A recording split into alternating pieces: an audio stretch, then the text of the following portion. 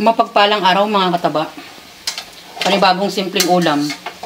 Pang mayaman to. Meron ako ditong mackerel, sardines, bawang, sibuyas, luya, siling green, miswa. Ito ang kanyang patola, nasa ilalim. Meron din tong malunggay. Yung ipapartner ko naman dyan yung ating tinapa. Pag mga prito-prito naman, hindi ko na yan sinasama. Tapos meron din ditong nakasalang na saging saba. Yan, nagpo-fry naman ako ng saging saba. Yan na yung mga combination ng ating pagkain. At ang atin lang naman ipapakita dito yung ating mackerel. So, yan yung ating menu for today. Mga simpleng ulam ni Mama Taba. Yan. Balikan natin. Natin yung ating bawang sibuyas.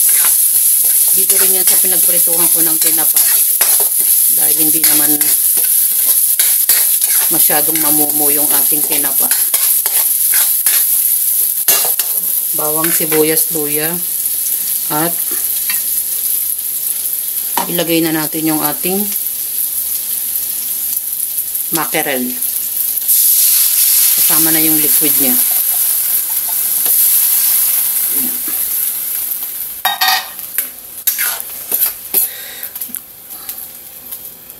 Durugin lang natin ng konti. Huwag naman durog na durog. Mas maganda yung meron pa rin laman. Yan. Pwede na yan.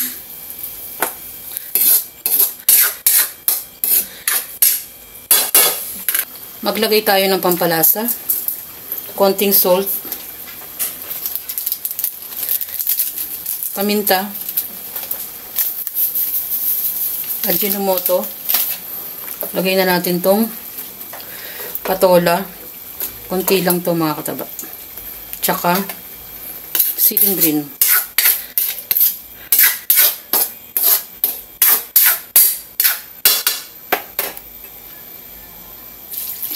Konting tubig. Lalapot pa yung gawa ng ating miswa. Balikan natin. Lagay na natin yung ating miswa.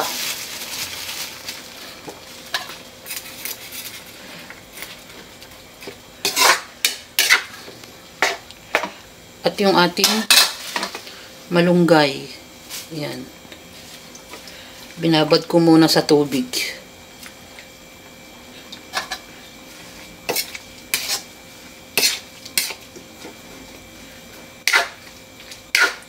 Konti na lang, luto na yan. Diba? Yan yung mga simpleng luto. Pangmasang ulam uli ang ating mackerel. Nilagyan ko ng miswa, malunggay, patola. Iginisa-gisa lang naman. At pinartneran ko ng tinapa. Kasama ng ating side dish na saging saba. Oh, yan na yung pinaka-recipe natin today. Yan yung mga simpleng pagkain na ating inihahain sa ating mesa. Enjoy, kumain, at maging masaya.